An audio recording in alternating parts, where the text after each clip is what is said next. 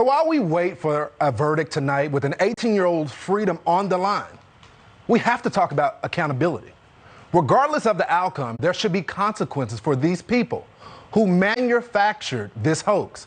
It was clear disinformation. No, it was misinformation. The people who colluded with the media to push this fake news did it all just to win an election. I just hope it was worth it.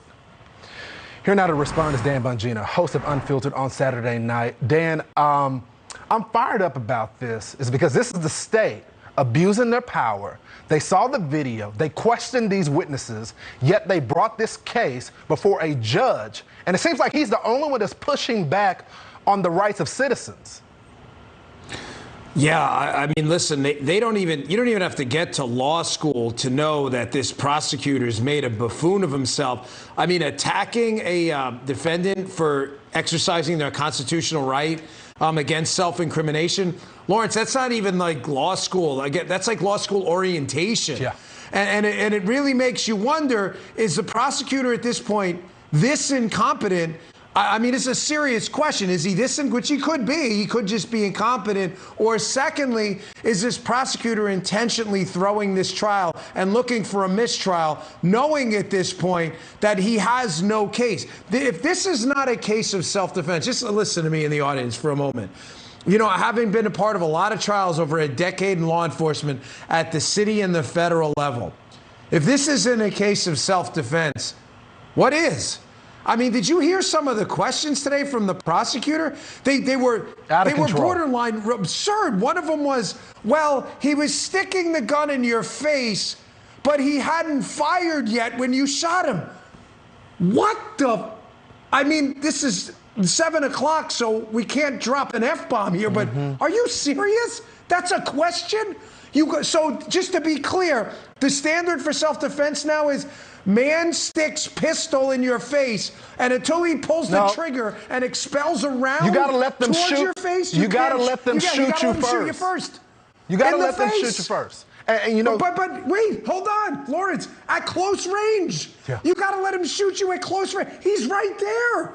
I mean, is this for real? It's not like the guy was 25 yards away. He's looking at a guy on the ground, sitting there, trying to defend himself with a gun in his melon, right in his face, ready to shoot him. And the prosecutor's like, well, he didn't pull the trigger yet. Dan, you're taking us too fast, because we got to go to the original question is, why did he have a gun? Let's roll the tape of what the prosecution did to the defendant. Roll tape. I didn't take it off because no one else was there to protect me as I was going there, so that's why I brought it. For protection? Yes. You brought it along down there because you felt like you would need to protect yourself against someone else harming you, correct? If that would have happened, I would have protected myself, but I didn't think I was going to be attacked and ambushed. But you just said you had it for protection. What were you expecting you would need protection from? This guy's not just clueless. This is the position of the left. You shouldn't have guns to protect yourself. If you are carrying a gun, then you're premeditating that you're going to kill someone. This is the logic that is going in a criminal prosecution.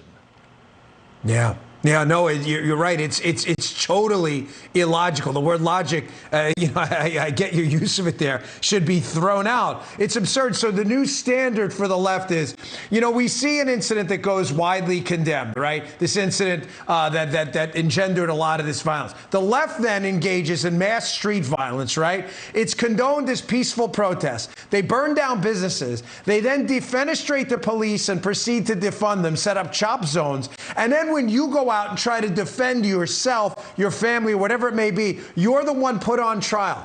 I mean, do you understand, like, we live in, like, bizarro Superman world. Everything is upside down and nothing is working out right now. What did you expect this kid to do? Listen, for the audience, you got to read that. There's a book. It's by Lieutenant Colonel Dave Grossman. It's called On Killing. He was a military man. And it goes into what the military has to do to teach people to kill. The book is powerful because you know what, Lawrence? You know what the conclusion of the book is? It's really hard to do that. And thank God it is. It's not easy to teach people. When you see that kid breaking down on the stand, if you think that's an act, you haven't been in the military or law enforcement. You haven't been around people who had to engage others with deadly force. You have no idea what you're talking about. This kid, listen, a guy died, a couple of guys died. It's a tragedy, no doubt about it. But if you think this kid's going to have to deal with that and is somehow celebrating this for the rest of his life, and that was an act, you're out of your mind. You have no idea what you're talking about. Dan, it's not about the kid. The kid is being used as a sacrificial lamb. It's about the agenda of the Democrats. It's about the moment it was used in a presidential race. And then you have the now commander-in-chief during that moment said that words matter. They matter. But you use your words to defame this guy. They called him a terrorist, a white supremacist, Lawrence, and they said nothing about the people setting up a chop zone in Seattle and burning down a courthouse in Portland. This is as much an indictment of the liberal left in America as it is the media putting us in this spot with their absurd narratives. So my question is, who's next? If we allow the state to get away with this is clear corruption. They know this is not a case. Who's next? The young brother on the south side? From where I'm from, Dallas, Lawrence, Texas. Who's next? You dragging people, the FBI to parents' homes? I mean, when you allow other people's civil liberties to be violated, then you set yourself up for the same thing to happen to you. Well, you know, Lawrence, the Constitution was never meant to be a suggestion, you know.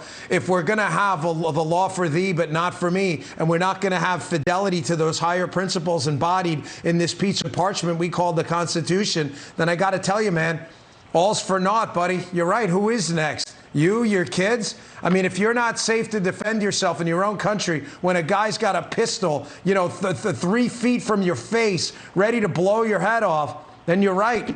Who's next? The answer? Any of us. And we don't have a country anymore. Or you just let them shoot you first, which is unacceptable. I won't comply with that. I would not comply with the state. If this is the new standard, I'm out. I'm checking out. Anyway, Dan, thanks so much for joining the program. Dan Bongino, Unfiltered, 9 p.m. on Saturdays. Up next.